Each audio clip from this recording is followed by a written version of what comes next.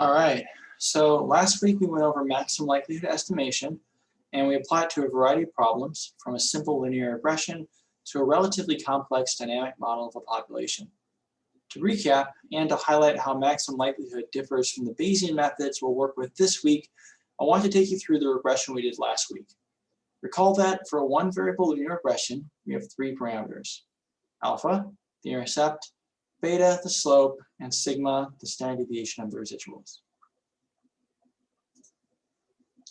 The first thing we did in the regression lab was to write an R function for the negative log likelihood and then use it to find the maximum likelihood estimate for the intercept and slope. And in the case of the slope here, our maximum likelihood estimate is 2 for this given data set. Then we obtained the standard error for the slope using two methods: Fisher information and bootstrapping. Here the standard error was estimated to be about 0.1. Recall the standard error is the standard deviation of an estimate, which means that if we were to repeat the procedure that we used to acquire these data many times, and then each time we fit a regression line to that data, we would expect the standard deviation between those regression lines to be about 0.1. Now, when we computed confidence intervals, we ran into the issue that knowing the maximum likelihood estimate and standard error wasn't enough. We needed to additionally characterize the shape of the distribution. We found that in a lot of cases, as the sample size became large, the distribution of the maximum likelihood estimate converged to a normal distribution. So for this model, where we have plenty of data points, the first thing we did to compute the confidence intervals was just to assume that the distribution was normal, and then to use the inverse cumulative distribution function of the normal distribution to compute those intervals. As an alternative, we obtained the distribution for the maximum likelihood estimate of the slope by bootstrapping. That is, we resampled from the data with replacement, and we can see that the distribution we got from bootstrapping looks pretty close in this particular case to the normal approximation. But now that we have this distribution, what does it actually mean? Well, it's a distribution of the possible values that we could get for the slope if we were to sample new data that look like the data we have. What this is not is a probability distribution for the true slope, for the true value of the slope. And the reason why this isn't a distribution for the true value of the slope is that this distribution is based on the idea of repeated sampling. It's a distribution representing the relative frequencies that we would obtain for different values of the slope. Every time we take a new sample from the population, we recalculate our estimate of the slope, and it's not the true value that varies, it's the estimate. We cannot make probability statements about true values because they do not vary. Only our estimates do. But this quote-unquote frequentist definition of the probability as the long-term frequency in repeat samples is extremely strict, and it doesn't always make sense. Let's say, for example, that you've obtained estimates and confidence intervals for the amount of CO2 in the atmosphere in 2100, or the mean temperature, or the Arctic sea ice extent.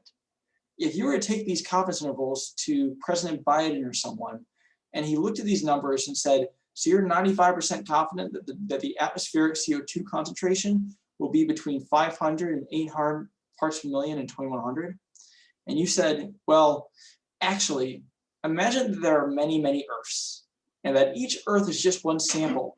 And we want to know that the distribution of CO2 in 2100 on other Earths would be blank. That wouldn't make much sense. I mean, I hope you just say, yeah, that's what that means, and drop this statistical rigor for a second, but you get my point. This same sort of criticism can be applied to lots of things, especially one-off events like how many wolves there will be in Yellowstone in 2030, or when the United States will reach a given threshold of vaccinations. For these examples, it's clear that there's a true value which exists, or at least will exist, but we don't know it. And it seems intuitive that we should be able to assign probabilities to these possible different states. So we'll introduce a different, much looser definition of probability, and we'll call this quote-unquote Bayesian probability. Bayesian probability could mean a number of things.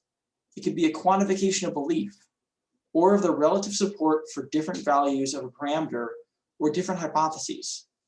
Bayesian probability is amorphous and not very rigorous at all, but it's flexible.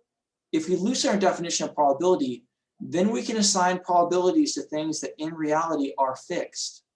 For example, if we were running a Bayesian analysis to assess the future atmospheric concentration of carbon dioxide, we might not be able to state exactly what the probability distribution we assign to future CO2 values means, but we understand it intuitively as telling us that some values are more likely than others. So under these looser, less rigorous definitions of probability, we can make probability statements about the true values of parameters. So let's say, for example, that you flipped a quarter 10 times and you got 8 heads. We know that our outcome is Bernoulli distributed, and under maximum likelihood, our estimate for P, the probability of heads, is 0.8. Is that our best guess for the true probability of getting heads? Of course not. I can be pretty darn sure that if I pick up any old quarter, it's going to be fair. That is, I can expect about a probability of getting heads of 50%. In other words, there's something missing here if we want to make claims about the true value of a parameter. The data aren't enough. So with that in mind, let's introduce Bayes' theorem. Bayes' theorem, or at least the version of it that I have on screen, gives us the probability of a particular value of a parameter, or the probability distribution of our parameter, given the data. We'll refer to this distribution, the distribution of the parameter given the data, is the posterior distribution. The posterior distribution is a function of two things. The first is the likelihood, which we know to be loosely the probability of the data given a particular value of the parameter. I won't spend any time introducing this because we're pretty familiar with this already. The other part of this equation is the prior. The probability of a given value of the parameter, or a probability distribution for the parameter before we've seen any data. In the case of the coin flip example, our prior distribution for P would probably be a normal distribution centered at 0.5 with a very, very tiny variance. Maybe some coins are a little less fair in one direction or the other because of minor imperfections in the minting process or whatnot. But for most coins, we expect that the probability of getting a heads from any given coin flip is 0.5. The point is, with only 10 flips, we'd be more likely to believe our prior intuition that the coin is fair than to believe the data. In this example, we need a lot of data to push our estimate from the true fairness of our coin away from 0.5. We'll talk more about prior distributions later, but choosing prior distributions for each of the parameters in our model is part of what makes Bayesian models just a little more tedious and a lot more flexible than maximum likelihood estimates, or maximum likelihood methods rather. Now recall the example from lecture last week, where we looked at the likelihood of different values of the parameter P from Bernoulli distribution as we acquired more data. Since we're multiplying probabilities together, the value of our likelihood is going to get smaller and smaller for all values of P as we accumulate data. And when we multiply it by the prior, which is a probability distribution for the parameter, it'll be even smaller. This is a problem because the output of this whole equation, the posterior distribution, must be a probability distribution, meaning it has to integrate or sum to 1. So to deal with this, we've got this third component here, which is the probability of the data, averaged across all possible values of the parameter. When we divide the likelihood times the prior by the probability of the data, we renormalize the product of the likelihood and the prior to a probability distribution. To compute it, we need to take the integral of the product of the likelihood and the prior across all possible values of the parameter. Unfortunately, this is often really hard to compute for anything but the simplest models. But fortunately, it's often not necessary because this value is constant with respect to the parameter. So we know that the posterior distribution is proportional to the product of the likelihood and the prior up to a constant. We call the product of the likelihood and the prior the unscaled posterior. If we take samples from the unscaled posterior and plot a histogram of them, then that histogram will look like the posterior. And we can use those samples as we would use samples from the posterior. For example, for calculating means, confidence intervals, and whatnot. Just as we use bootstrapping to obtain samples of the distribution of the maximum likelihood estimate, we'll use a procedure called Markov chain Monte Carlo to sample from the posterior distribution. So since we're not worrying about the denominator, and we already know what the likelihood is. The only truly new component we have to introduce here are prior probability distributions. Let's work with an example we're familiar with, a linear regression, and take this from a frequentist model into a Bayesian one. Here, I've plotted some data and a corresponding regression line. I've standardized these variables beforehand, which means I've transformed them so that they each have a mean of 0 and a standard deviation of 1, just to make this example a little easier. Last week, we introduced the idea that our model has a stochastic part, this first line, where we specify the data are normally distributed around a mean, and a deterministic part, which in this case is a line with an intercept alpha and a mean beta, or a slope beta, rather. As we know, this model has 3 parameters, alpha, beta, and sigma. Luckily, to take this from a frequentist model to a Bayesian one, all we have to do is specify some prior distributions for these parameters. That is, distributions for these parameters before we even see the data. So here's the full model specification. I gave the intercept and slope normal priors with a mean 0 and standard deviation 1. And the standard deviation of the residual is an exponential distribution with mean 1. The exponential distribution assigns the most probability to values close to 0 and drops off exponentially from 0. There are plenty of different options I could have chosen for the prior distributions here. I could have, for example, made the standard deviations of the priors for alpha and beta much wider, maybe 10 or 100. And there's plenty of prior distributions for the standard deviation that are probably better than an exponential distribution. We're not going to get into the prior choice that much in this lecture, but we will get into it some in the labs. So now this model has 3 components.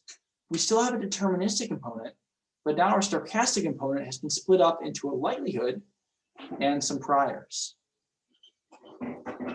Let's see how we implement this model using R and Stan.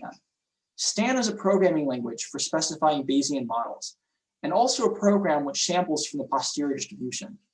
Again, the relationship between the true posterior distribution and the samples we get from Stan is akin to working with samples from a normal distribution versus working with the normal distribution itself.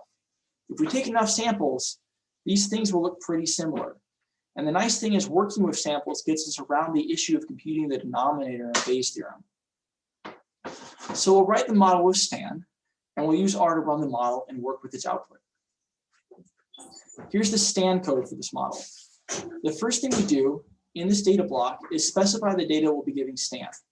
One of the oddities here is that we have to tell it the number of observations we have.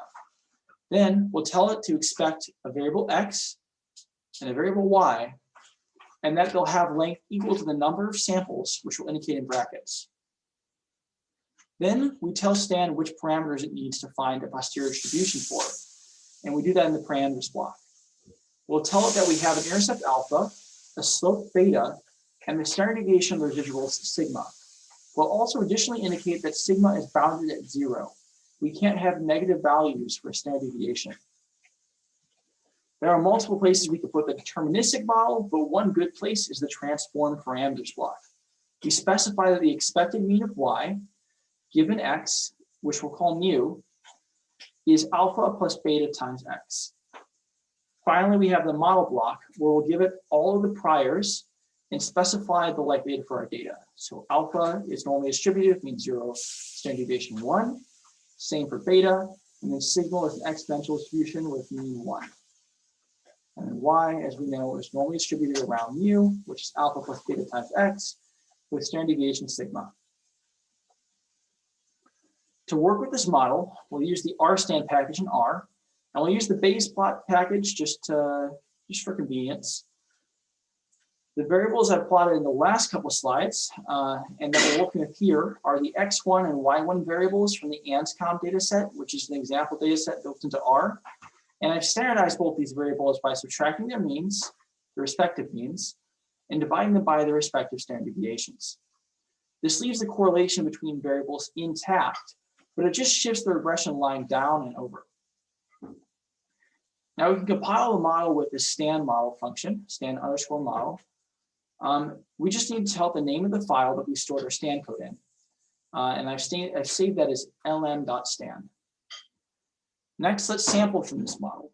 We give the sampling function from the RStan package, our compiled model object, which I called lm underscore stan, and the data in a list. The data are the sample size n, and then our x and y variables. We also tell it how many samples to take from the posterior. I told it to run 12,000 iterations here, and I've also told it the first 2,000 iterations are warm-up samples. And that should just go and shuck those last two, those first 2,000 iterations. So we'll have 10,000 samples from the posterior after this runs. We do this because earlier on, the sampler is often exploring parts of the parameter space that don't make sense. So it needs a little while to converge on the right part of the parameter space. So we toss out those first 2,000 or so iterations. We can obtain means, standard errors, and intervals for these parameters using a summary function. Here's part of what I got when I printed out the output of summary of the posterior. The standard error is in the SD column here. And we can plot the posterior distributions plenty of ways, but for convenience, we'll just use the MCMC_areas function from the Bayes plot package. And here are the distributions for alpha and beta. These are, hypothetically, probability distributions for the true values, but we'll get into how you shouldn't take that too literally later. The means and standard errors are calculated using these distributions. So once we specify the model in Stan, it's really not that much work to get to the posterior distributions. At least it's not much more work once we specified it. All we have to do is sample from this compiled model object, right? It's a lot less work than it takes to get the maximum likely estimate and then get standard error, and then infer the shape of the distribution to decide how we should calculate confidence intervals and the like. So that said, the biggest new complication we have to deal with here when we move from frequentist to Bayesian stats is choosing prior distributions. One thing we can do is choose informative priors. Priors where we use prior information we have about a parameter to construct a distribution for the parameter. And that information could be from expert knowledge, or it can be from other data we have. We'll go through an example of this on Friday, where we'll be fitting a simple or a similar Beveridge and Holt model that we fit to the one we fit on Friday to some Gray Richard data. Only for this model, one of the parameters is the annual number of days that fishers spend out on the boat. And to set the prior for this annual number of fishing days parameter, what we've done is we've just asked fishers how much time they spend fishing. We set the mean of the prior distribution for the number of fishing days to the mean of their responses, and we give it a normal distribution with a standard deviation equal to the standard error from their answers.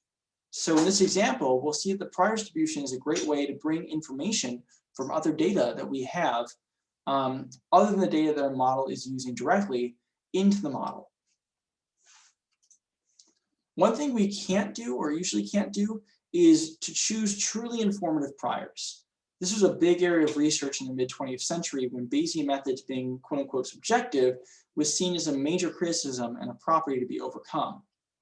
Perhaps the most obvious uninformative prior is a uniform distribution from negative infinity to infinity. In other words, a distribution that weights all real numbers evenly. This isn't technically a probability distribution since it doesn't integrate to 1. It would therefore be considered improper, but we can use it in plenty of models anyway if we just want to use a Bayesian model, but we don't want any prior information, or we don't have rather any prior information about the parameter. The problem with this improper prior, which is a uniform distribution from negative infinity to infinity, is that it often leads to posteriors which are also improper, meaning that they don't integrate to 1. What other priors could be considered uninformative? Not many, it turns out. Let's say you have some data y, which are normally distributed around a parameter mu1. If the prior for mu1 is truly uninformative, it should contain no information about y. And if that's the case, it should also contain no information about the log of y. This means that for whatever reparameterization or transformation you apply to your model, your prior should still contain no information. It's not easy to design priors in this way, other than the obvious one of all real numbers being weighted evenly. So it turns out these priors are, there's few priors of this type, and those priors often lead to improper posteriors, just as the uniform on negative infinity to infinity does. In short, if we're going to be using Bayesian models, we have to accept that the model is going to be at least a little subjective. We're usually not going to be able to get around this by using uninformative priors. Instead, we can choose weakly informative priors. This means priors with a wide variance, so that a range of parameter values are compatible with the prior. This is good because, for one, there's usually some information on what values a parameter can take on. For example, a standard deviation parameter can never be negative. Wide, weakly informative priors are easily overwhelmed with just a little bit of data.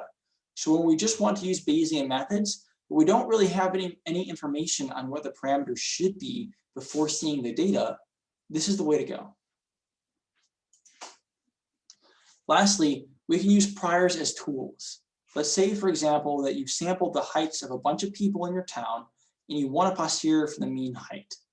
You put a weakly informative prior on the mean, which is set on the mean height of your state, but with a really wide variance.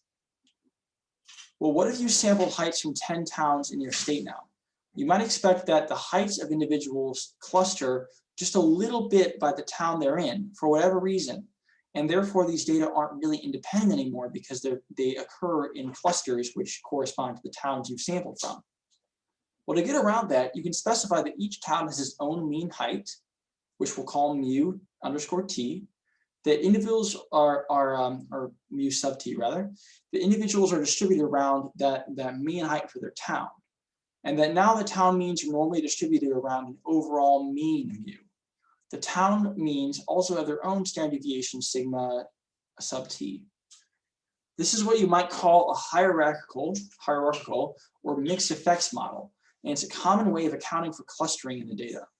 When we do this in a Bayesian framework, we're using priors as tools to account for deviations from the assumption of independence.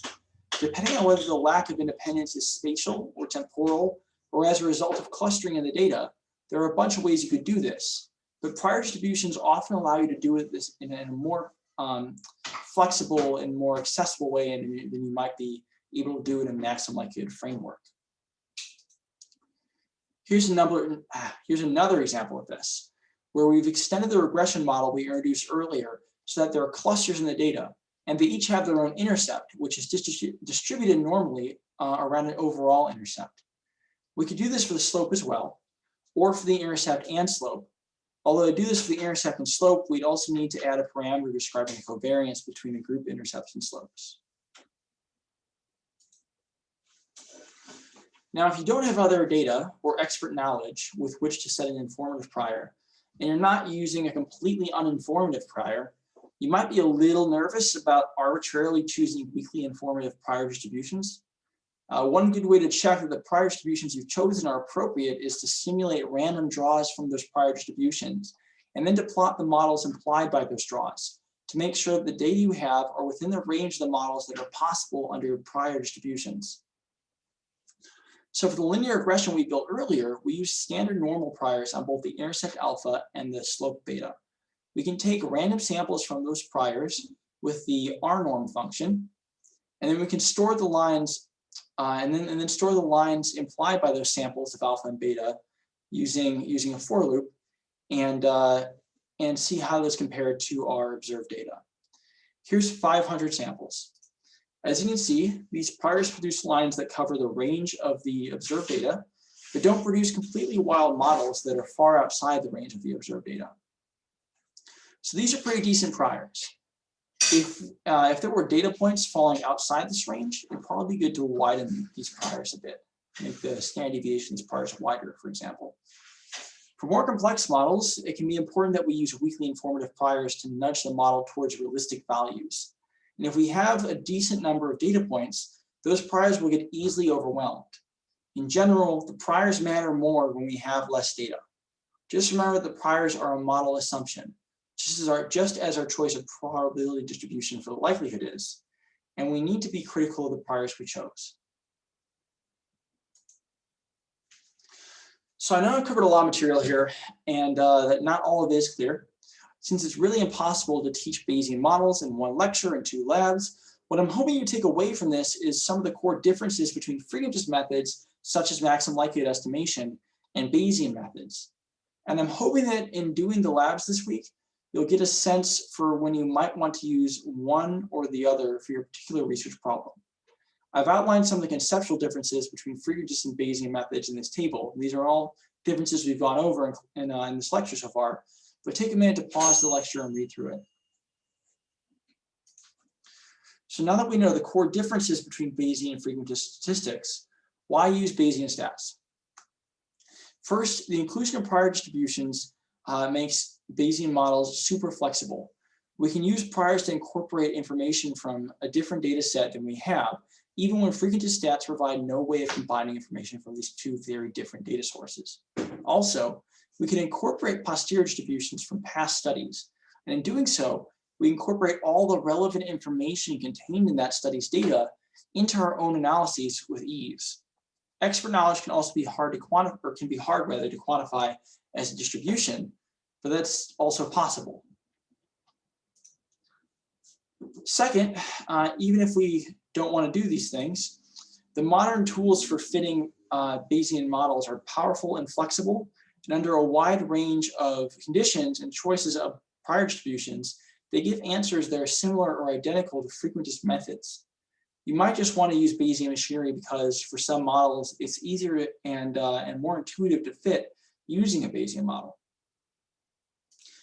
And lastly, Bayesian interpretations of results can be really intuitive. The posterior distribution of a parameter is the probability distribution of our parameter given the data and priors, not a distribution of the estimate of our parameter. Don't get too wrapped up in this though. The validity of the posterior depends, of course, on whether or not our model is correct. And we know that models are never really correct. They're purposeful abstractions of reality. And if you choose non-informative priors, then the distribution of the maximum likelihood estimate and the posterior distribution will be pretty much the same. It's not as if the Bayesian model has magically given us a probability distribution for a true parameter without us telling it which values of the parameter are more likely going into the model. While frequentist models rely on exact but somewhat obtuse definition of probability, Bayesian models leave it up to you to interpret exactly what the posterior distribution means, and it must always be interpreted in context. Now, why wouldn't you want to fit all your models in a Bayesian framework? I think the first reason is accessibility. There can be more of a learning curve to not only writing Bayesian models, but also working with the outputs and diagnosing and correcting bad models. Luckily, there are R packages that allow us to fit models in Stan without ever writing any Stan. We can instead use normal R formula syntax and let packages like BRMS write the Stan code for us. Still, you'd have to go through the same steps of diagnosing model fit and interpreting the results. We haven't even touched on detecting problems with model fit in this lecture, but we will in lab. Next is choosing priors. For simple models, this is typically easy and rarely makes a difference. But with complex models, this can be hard. As a counterpoint, however, some of these complex models might need good priors to tell them where to even look in the first place. If your frequentist model is trying parameter values from negative infinity to infinity, it might miss the fact that the only plausible values of that parameter are between like 0.01 and 0.02, and never actually reach a solution. For more complex models, choosing priors can be like choosing initial values for maximum likelihood estimation. The model needs to know where to even look. And then lastly, if you want a p-value, this ain't it. There are ways to do hypothesis testing in a Bayesian framework, but they're not as easy, definitely don't pop out of the model automatically, and depend on the prior choice. If your primary goal with a model is to test the null hypothesis that the slope of the relationship between x and y is 0, you don't want a Bayesian model. So I'm not going to try to convince you to always use Bayesian methods. Sometimes they're just not the right tool for the job, and sometimes they are. But with that, I'll see you in class on Wednesday.